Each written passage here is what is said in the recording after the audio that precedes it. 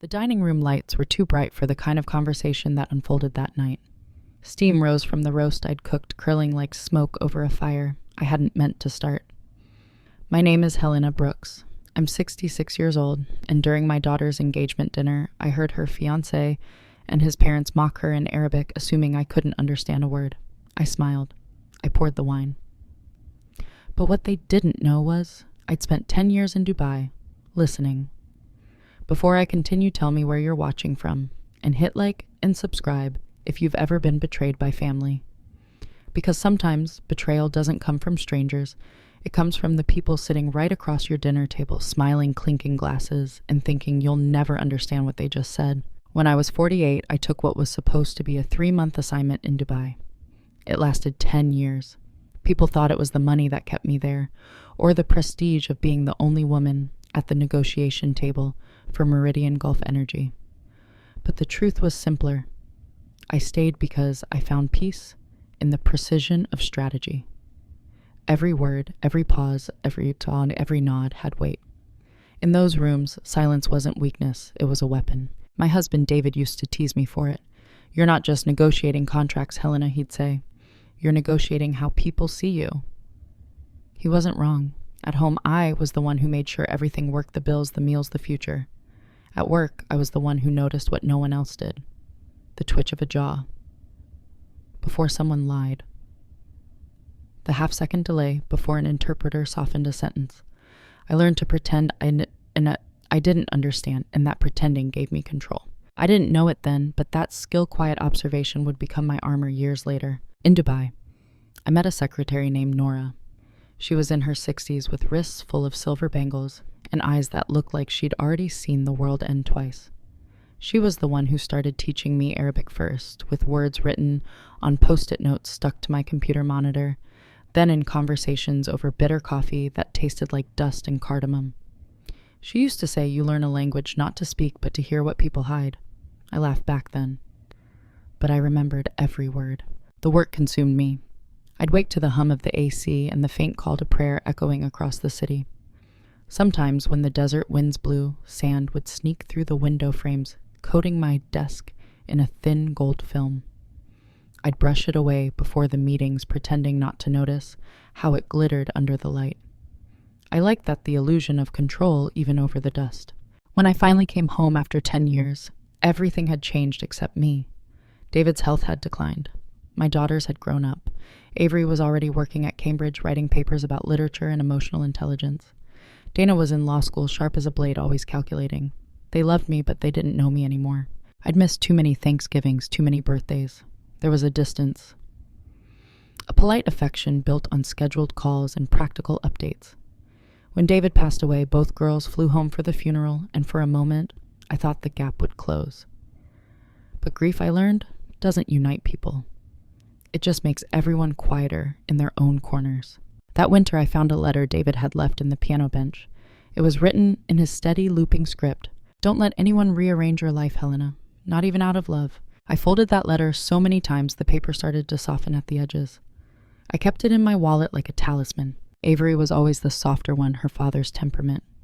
She saw beauty in small things, the way snow fell over street lamps, the smell of books. She wanted the world to be kind, and when it wasn't, she convinced herself it just needed understanding. Dana, on the other hand, took after me. She questioned everything. She distrusted charm.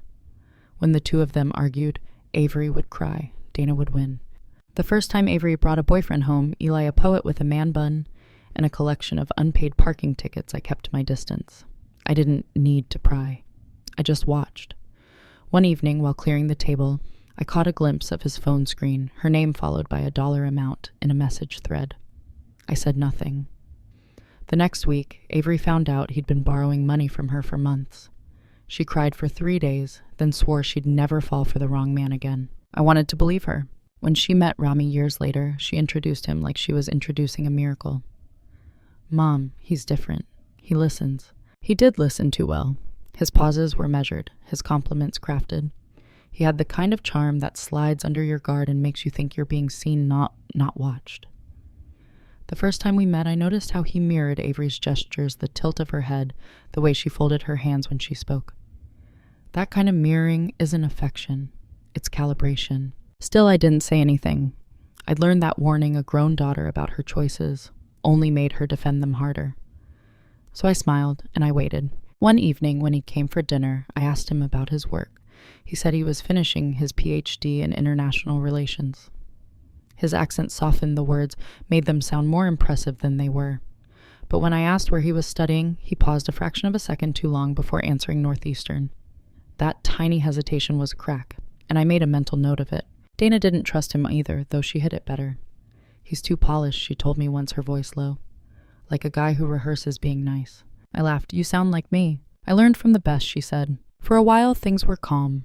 Avery glowed in that way people do when they believe they've found safety. They announced their engagement over dinner, an intimate affair with candles and wine. The ring, a flawless diamond in a vintage setting, looked expensive but not ostentatious. I congratulated them, kissed my daughter's cheek, and stayed quiet when Dana's jaw tightened. It wasn't until later that I noticed the ring was lab-grown and that the setting was identical to one I'd seen years ago in a pawnshop window. But that, too, I kept to myself. Not yet. I didn't know it back then, but every silence I held would eventually echo. That autumn, as the leaves turned copper outside my window, I received a message from Avery. Mom, can we have a family dinner next week? I want you to meet Rami's parents over Zoom. They're old-fashioned, but they want to thank you for raising me. Old-fashioned. I smiled at the word. When the night came, I set the table with the same dishes I'd used for David's retirement dinner. White porcelain, thin gold rim. I poured wine for everyone, even though Rami's family didn't drink. I wanted the evening to feel civil, warm American. But warmth, I'd learned, can be a kind of camouflage. As the laptop camera flickered on, I saw 3 faces appear, Rami's parents sitting on a velvet couch in Amman.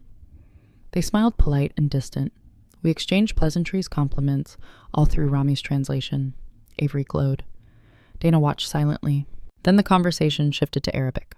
At first it was harmless phrases about travel and family. Then, slowly it turned sharper. A word about status. A laugh about plain but wealthy. A comment about how easy it is to win a visa through marriage. They thought I didn't understand. I didn't interrupt. I didn't even blink. I just smiled and refilled my glass. And that's when the past. The years in Dubai, the lessons from Nora, the letter in the piano, came back all at once, like music building to its refrain. I had been silent long enough. I didn't know it then, but that dinner would be the last time my daughter saw me as just her mother, and the first time she'd see who I really was. The night after that dinner, I barely slept. The voices from the call kept looping in my head. The father's tone, the mother's laugh, Rami's half-translated flattery. They thought they were clever. But arrogance always leaks through language. In the early hours, I found myself at the piano. The bench creaked when I sat down, same sound it had made for 20 years. I hadn't played since David died. The keys felt cold under my fingers like shaking hands with a ghost. I played the same Bach prelude I used to practice when the girls were small. Every note was muscle memory. But somewhere between the melody and the silence, I realized something. They weren't just mocking me. They were mocking Avery's trust, and that was unforgivable. I needed to understand who this man really was. So the next morning, I started small. I asked Dana to have lunch with me at Rachel's Corner, the cafe down the street, where everyone in Cambridge gossiped in low tones, pretending not to. Rachel herself was behind the counter, her sharp eyes missing nothing. Dana arrived late as usual, tossing her coat onto the chair. "You've got that look," she said. "The one where you're about to ruin someone's career or marriage." I smiled, just trying to protect your sister from hers. I told her about the dinner, about what I'd heard. She leaned back, frowning. "Are you sure? Maybe it's a misunderstanding." "Cultural difference. I lived 10 years in the Gulf," I said quietly. "I know the difference between a joke and contempt." Rachel came over to refill our coffees. "You mean that fiancé of Avery's?" "He comes here every morning," she said casually. "Always sits outside, facing the street, checking his phone. Yesterday he met a woman, tall, blonde, kind of out of place. Left together." Dana and I exchanged a look. That was how it began, not with confrontation, but with curiosity. I didn't tell Avery. She was busy planning the engagement party, buying flowers, posting filtered photos of her ring. The caption read, "Forever starts here." I scrolled past it and closed the app. Instead, I watched. I waited. I let Rami hang himself with his own behavior. He started coming over more often, too often. Always polite, always helpful. He'd fix the Wi-Fi carry groceries offer to pick Avery up from work. But little things began to slip through: a message in Arabic on his phone that he hid too quickly, a late return from study group, the faint smell of unfamiliar perfume when he hugged my daughter. One evening, I invited him to dinner again. Just him, Dana, and me. Avery was grading papers late. I wanted to see how he behaved without his audience. He arrived with wine and flowers like a man rehearsing sincerity. Over the meal, Dana questioned him gently at first, then sharper. She asked about his family's business, about the investigation, rumors circulating online. He laughed them off. Just political noise, he said, waving his hand. You know how it is. Back home, enemies make stories. I watched the way his hand twitched when she said embezzlement. It was subtle, a muscle reflex, a negotiator's tell. By the end of dinner, Dana looked convinced enough, not of his innocence, but of his danger. When he left, she said quietly, "He's lying, but I can't prove it, not yet." "Then we don't rush," I said. "We build the case." It took weeks. Every detail mattered. The first clue came from Avery's smart speaker, her HomePod. She had accidentally triggered the recording history setting, which saved snippets of ambient conversation. One night, while she was out, Dana checked.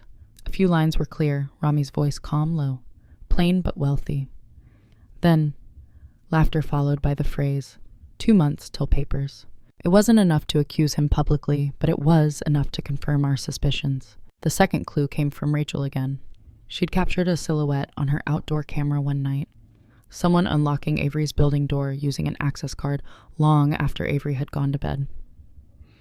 The image wasn't sharp, but the man's shoes had a distinct saw-edged sole, the kind of fashion statement Rami prided himself on.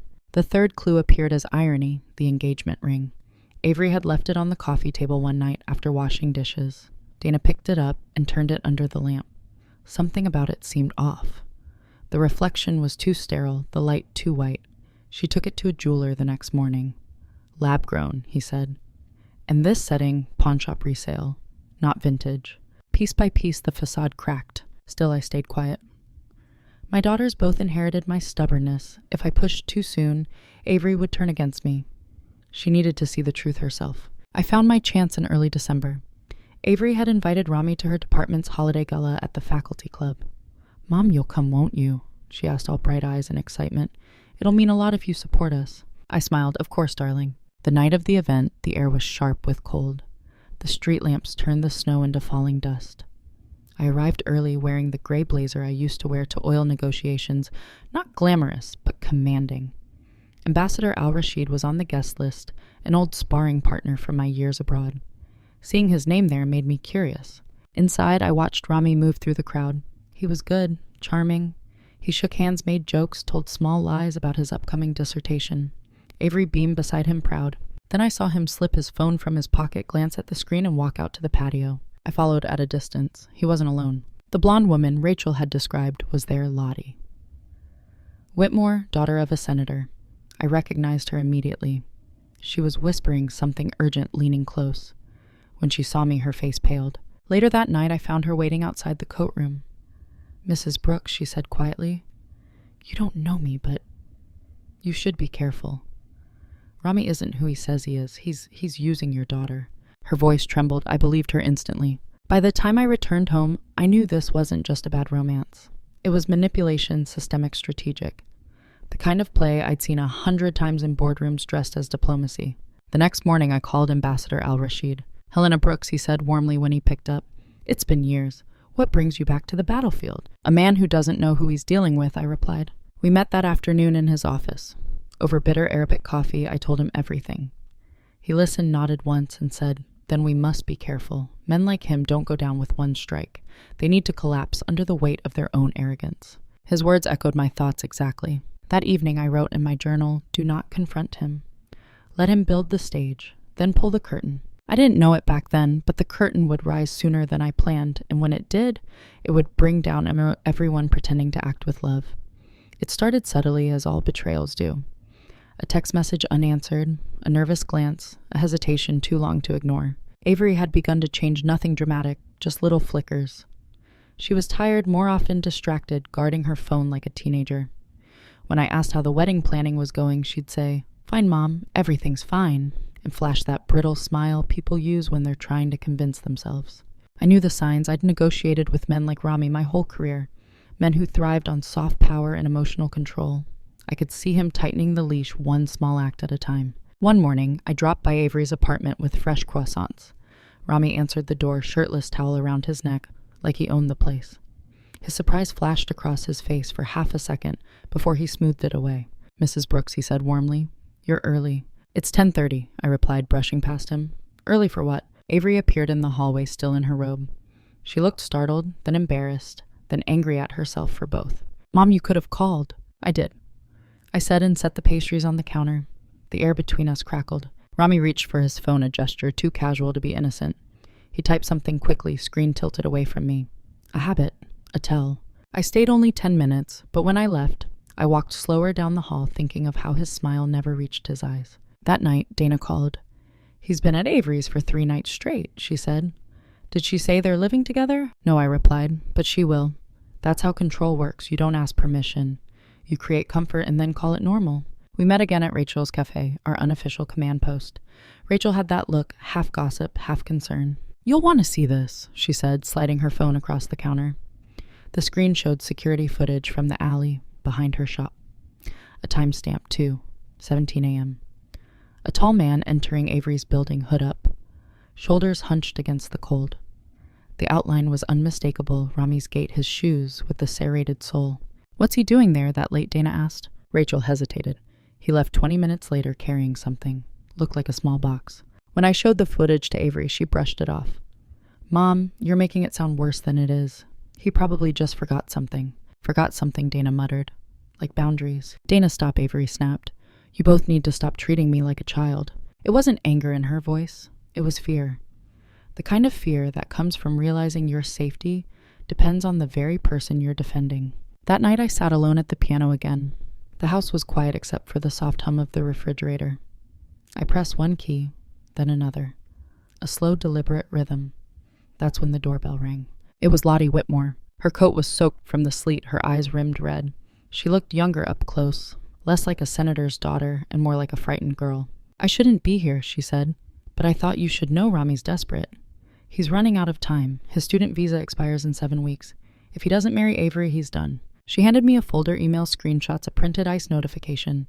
I flipped through each page, another piece of confirmation. "Why tell me?" I asked quietly. "Because he's done the same thing before," she whispered. "To someone else.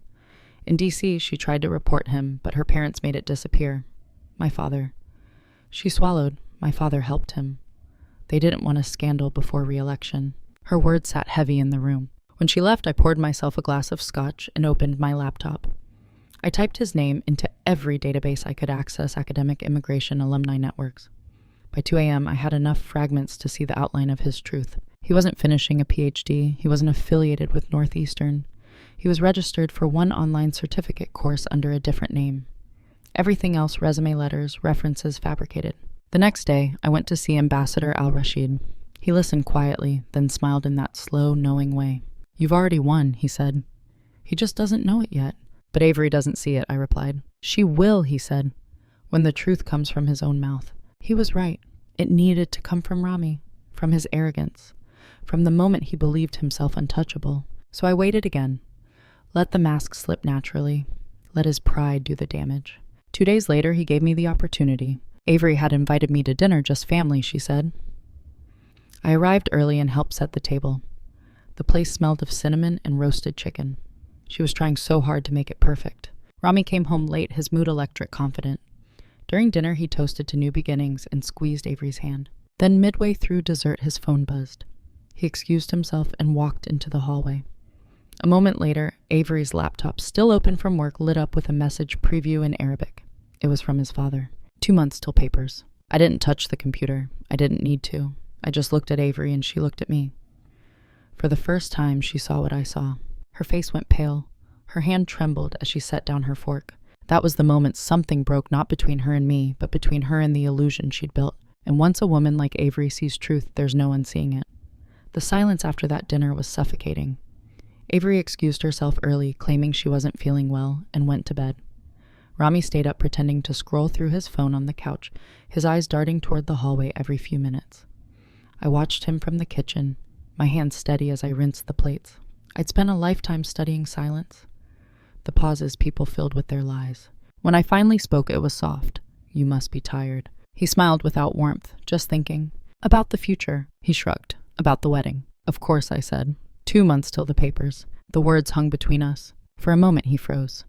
Then he forced a chuckle too late to hide the tension in his jaw. "Excuse me." I dried my hand slowly. "That's what your father said, wasn't it?" He stood, a flicker of irritation flashing in his eyes. "You misunderstood." "Oh, I understood perfectly." He didn't answer.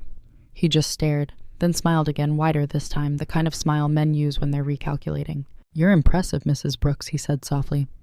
"But maybe a little paranoid." "Maybe," I said. "But paranoia has kept me alive longer than trust ever did." He laughed once, low and humorless.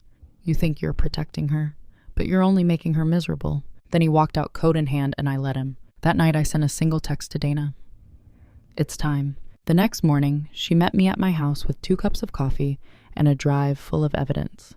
She'd spent the night assembling what we had: the video from Rachel's camera, the lab-grown diamond receipt, the smart speaker logs, the AS record from Lottie, and the screenshots of Rami's fake credentials. We sat at my dining table, morning light spilling across the wood like interrogation lamps. "Do we take this to Avery now?" Dana asked. "Not yet," I said. "He'll deny everything. He'll twist it. We need him to expose himself publicly, somewhere he can't hide behind charm." Dana leaned back, studying me. "You already have a plan, don't you?" I smiled faintly. "Always." Later that day, I went to Avery's apartment, pretending nothing was wrong. I found her curled on the couch, laptop closed, face pale. She looked like a person who'd lost faith in something invisible. "Mom," she said quietly, "if it's true, if he's using me, I don't know what to do." "You don't need to decide now," I told her. "Just listen, observe, don't react." She nodded, and for the first time in years, she trusted me completely. 3 days later, the escalation began. Rami called to say he wanted to talk things through. He showed up at my door with a bouquet of lilies, white, dramatic funereal. He spoke in half apologies, insisting that everything had been taken out of context. When I didn't respond, he changed tone from defensive to wounded. "I love her," he said. "You think you're helping, but you're destroying what she has." "Love built on lies isn't love," I replied. He flinched, then leaned in slightly. "You can't control her forever, Mrs. Brooks. She's not one of your contracts." I looked at him evenly. "And you're not one of my equals." That broke his mask for a second, the eyes cold, the charm gone. He left without another word. Within hours, Avery called me crying. He said, "You hate him because he's foreign, because he's not good enough for our family." I closed my eyes. Did you believe him? She hesitated. "I don't know." That uncertainty stung more than anger, but I didn't argue. People have to reach the truth themselves. Forcing it only pushes them back into the lie. That evening, Dana stopped by again. "He's panicking," she said. "I've got screenshots of him messaging Lottie, threatening to expose her father if she talks. The senator's office is trying to suppress it quietly. That means we have leverage." "Good," I said. "Then we wait for the gala." Because I knew Rami. His ego wouldn't allow him to back down quietly. He'd try to reclaim the narrative, to humiliate me in public, to prove himself untouchable. And that would be his mistake. The next week passed like a loaded gun, everyone smiling, everyone pretending not to hear the ticking. Avery went through the motions of wedding planning. Rami showered her with gestures that looked sincere, from the outside and hollow up close. Dana and I built our case in silence, file by file. The night before the faculty club gala, I found the letter from David, again still folded in my wallet. "Don't let anyone rearrange your life, Helena. Not even out of love." I read it 3 times, then slipped it back into place. The next day, I woke early, ironed my blazer, tied my hair back, and put on the small pearl earrings David had given me when Avery was born. They'd been my armor once. They would be again. Before I left, Dana handed me a flash drive. "Everything's on here, timestamps, audio, video receipts. You sure you want to do this in public?" "Yes," I said simply. "Because he'll underestimate me there." She smiled, proud and wary all at once. "Then let's make him wish he'd never met a woman who listens before she speaks." That night, the game would end. But Rami still thought he was winning. He had no idea that every lie he'd told was about to play back word for word, image for image, in front of the very people whose respect he craved most. And this time, it wouldn't be me who destroyed him. It would be his own voice. The night of the faculty club gala was wrapped in snow and tension. Cambridge looked almost cinematic, under the streetlights, clean, quiet, and ready for something to break. Inside, chandeliers hummed, glasses clinked, and conversations about academia filled the air. Everyone wore their politest masks. I arrived just after 7 with Dana beside me. She looked calm but alert, her eyes sweeping the crowd like a lawyer scanning a jury. Avery and Rami stood near the stage, radiant and rehearsed. His hand rested on her back. The gesture of a man pretending ownership looked like affection. "Ready," Dana whispered. "Always," I said. Ambassador Al-Rashid was already there, standing by the faculty board members. When he saw me, he raised his glass, slightly an old diplomat signal. "I'm here if needed." The evening opened with speeches. A few professors droned about the value of cross-cultural understanding. The irony wasn't lost on me. I barely heard the words. I was watching Rami's reflection in the glass of the wine cabinet. His posture was perfect, his grin faultless, but his foot tapped fast, rhythmic, betraying nerves. When the dean invited him up to share a few words about his upcoming research, I almost smiled. He hadn't been asked. He had volunteered. Of course he had. Men like him crave spotlights the way plants crave the sun. They'll burn for it if they have to. He started with a joke light and charming, and people laughed. Then he spoke about building bridges, about trust between families. I could almost taste the irony on my tongue.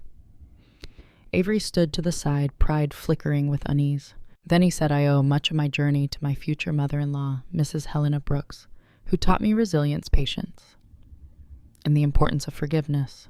The crowd turned to me, smiling politely. I smoothed my blazer and said, "Forgiveness is best earned, not demanded." A soft murmur rippled through the room. Rami's smile faltered. "Of course," he said smoothly. "But misunderstandings happen." "Indeed," I replied, "like pretending not to know a language while mocking your host's daughter in it." The air froze. Someone near the back coughed. Dana took a step forward and handed the flash drive to the technician near the screen. He glanced at me for confirmation. I nodded once. A moment later, the projector flickered to life. The first clip played low-quality audio from Avery's smart speaker. Rami's voice, unmistakable, saying in Arabic plain but wealthy. 2 months till papers. His mother's laugh followed, high and dismissive. Gasps echoed. The second image appeared Rachel's alley footage, timestamped 2:17 a.m. The silhouette of a tall man entering Avery's building. Then a still shot the shoes. Serrated soles. The third slide came up. The jeweler's certification, lab-grown diamond, resale origin. The receipt bore Rami's signature. And then the final blow, the ICE document and fake academic transcript with the same email address tied to both. Rami's mask cracked. "This is nonsense," he snapped, switching from charm to fury. "This is a personal attack." "An attack," Dana said coolly. "No, Mr. Haddad. This is verification." Avery looked pale but steady. She took off her engagement ring and placed it on the table between them. It hit the wood with a sound sharper than any word. Rami turned toward her. "Avery, you know me. These people are twisting everything." But she interrupted softly, almost apologetically. "I used to think so, until you proved them right." He stepped back, his breath quick and shallow. You don't know what you're doing." At that moment, Ambassador Al-Rashid's voice cut through the silence. Deep, measured, authoritative. "I do." Every head turned. He walked forward, slowly holding a paper. "I received this from my colleagues in Amman this morning. It seems Mr. Haddad once applied for an academic sponsorship under false credentials using my letterhead. Forgery. A federal offense in both countries." Rami's face drained of color. He turned toward the exit, but 2 campus security guards, warned in advance by Dana, had already stepped closer. Avery whispered, "Please just go." For a heartbeat, I thought he might lash out. But he didn't. He straightened his jacket, glanced at me, and smiled a thin, venomous smile. "You've made powerful enemies tonight, Mrs. Brooks." I held his gaze. "No. I just reminded one powerless man that women like me built the tables men like you sit at." He left without another word. The room was utterly silent. You could hear the faint hum of the heating vents, the nervous shifting of shoes on the parquet floor. Then someone started to clap. It was Al-Rashid. Slow, deliberate. A few others joined in quiet, uncertain applause, not for drama, but for clarity. I didn't feel triumph, not yet, just relief. Avery stepped toward me, tears filling her eyes. "Mom," she whispered, "I'm so sorry." I reached out and touched her face. "Don't apologize for believing in love. Just learn to believe in yourself more." Dana stood beside us, one hand on Avery's shoulder. "He won't be back," she said. "No," I said, looking at the door where he'd disappeared. "But people like him always leave echoes. Let's make sure we answer them with silence." That night when I got home, I sat at my piano again. For the first time in years, I didn't play Bach. I played something new, my own composition. A melody that started soft and grew bolder, stronger, until it filled the whole room. And when the final note hung in the air, I realized. The truth, revenge didn't always roar. Sometimes it sang. The morning after the gala, Cambridge was washed in winter sunlight, too bright, too clean for the wreckage left behind. News traveled fast, in academic circles. By noon, Rami's name had been scrubbed from the university's online directory, his research portal deleted, and the whispers had already reached the Jordanian embassy. Avery stayed with me that night, silent but steady. She didn't cry. She didn't have to. Some heartbreaks burn too hot for tears, they crystallize into resolve. When she finally spoke, it was while making coffee. I should feel humiliated, she said, but I don't. I just feel done. Good, I told her. That means you're starting to heal. She smiled faintly. And you, Mom, you look lighter. Maybe I was. For years I had lived, small, retired, quiet, polite. The world had decided I was done, being sharp, strategic, relevant, and I had almost believed it. Until I had to become that woman again. Dana arrived later with an update. He's gone, she said, dropping her coat on the chair. ICE took him into custody this morning. Visa fraud, forged documents, pending deportation. They moved fast. And his family, I asked. Ambassador al-Rashid made a few calls, Dana said dryly. Turns out their contracting empire back in Jordan isn't exactly solvent. They'll be too busy fighting their own investigations to meddle here. Avery let out a shaky laugh. So it's really over. Almost, I said. There's always paperwork after a war. Dana smirked. You sound like you missed the battlefield. I met her eyes over my coffee cup. Maybe I do. That evening, after my daughters left, I sat by the window watching snow settle on the streetlights. My reflection looked older, yes, but also sharper. I opened my laptop and reread an email I'd ignored for months, an invitation from the International Women's Negotiation Network. Consultant role available. Dubai-based. Flexible schedule. I clicked reply. Before sending, I added one line at the end. Some of us never really retire. We just wait for the right fight to remind us who we are. Outside, a siren echoed, faintly swallowed by the falling snow. For the first time in years, I felt ready not just to protect, but to build again. Not from fear, but from clarity. Because revenge, I realized, isn't about destruction. It's about restoration. And mine had only just begun. If you've ever trusted the wrong person and had to rebuild yourself piece by piece, hit subscribe. Because this story isn't really about betrayal. It's about remembering what you're made of when everything breaks. Tell me in the comments where you're watching from and share it with someone who needs to hear that dignity doesn't age and wisdom never fades. My name is Helena Brooks. I lost a daughter to illusion and got back 2 women stronger than I ever imagined, including myself. This story isn't over. Stay tuned. The next chapter starts soon.